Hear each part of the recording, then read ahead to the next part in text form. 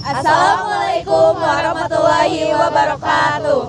Halo guys, perkenalkan kami dari kelompok 2 akan menayangkan video mengenai tokoh Jean Baptiste dan David Ricardo. Selamat menonton, bye-bye.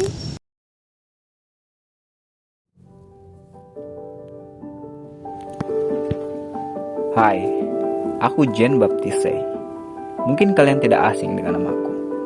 Ya, aku adalah tokoh ekonom penting yang lahir di Lyon, Prancis pada tanggal 5 Januari 1767.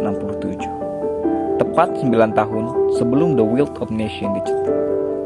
Aku berasal dari keluarga Protestan di Prancis Selatan yang pindah ke Jenewa dan kemudian menetap di Paris. Aku dikenal sebagai salah satu tokoh penting dalam pemikiran ekonomi klasik yang memberikan kontribusi signifikan terhadap pemahaman tentang sistem ekonomi dan peran pemerintah dalam perekonomian. Aku belajar di Universitas Lyon dan kemudian di Universitas Edinburgh, Skotlandia. Aku mendapatkan pekerjaan sebagai sekretaris di sebuah perusahaan asuransi yang berbasis di Paris, yang dijalankan oleh Etienne Clavier, seorang politisi dan pemodal revolusi Prancis.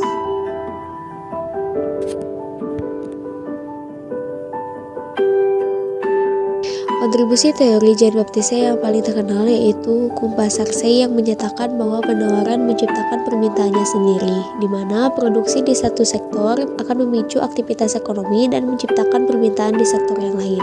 Teori ini menekankan pentingnya produksi sebagai motor ekonomi dan menentang pandangan bahwa uang adalah sumber kekayaan utama.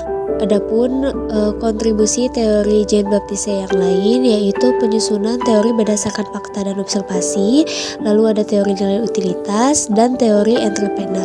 Untuk kelebihan dari Jean Baptiste, yang pertama yaitu memberikan kontribusi penting dalam memahami mekanisme pasar atau fungsi ekonomi. Yang kedua, menekan peran produksi dalam menciptakan permintaan. Baik, untuk kekurangan dari Jean Baptiste, yang pertama yaitu tidak selalu sesuai dengan kenyataan, mengabaikan ketidakseimbangan antara permintaan dan penawaran. Yang kedua yaitu berbeda pandangan dengan sistem merkantilis, yaitu bahwa uang adalah sumber kekayaan. Dan aku adalah David Ricardo. Mungkin kalian juga tidak asing saat mendengar namaku. Aku adalah seorang pakar ekonom politik Inggris. Aku lahir pada tanggal 18 April 1772. Ayahku adalah seorang pemegang saham sukses. Aku memulai bekerja bersama ayahku pada usia 14 tahun. Saat berusia 21 tahun, aku menikah dengan Priscilla Annie Wilkinson dan menjadi seorang Unitarian. Aku juga merupakan salah seorang pemikir ekonom klasik yang berpengaruh, bersama dengan Thomas Malthus, Adam Smith, dan John Stuart Mill. Baik, untuk kontribusi teori-teori David Ricardo yang paling terkenal adalah teori nilai kerja.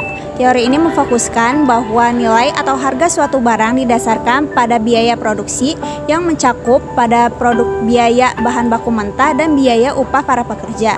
David Ricardo juga berpendapat bahwa nilai upah alami atau upah minimum didasarkan untuk memenuhi kebutuhan dasar para pekerja.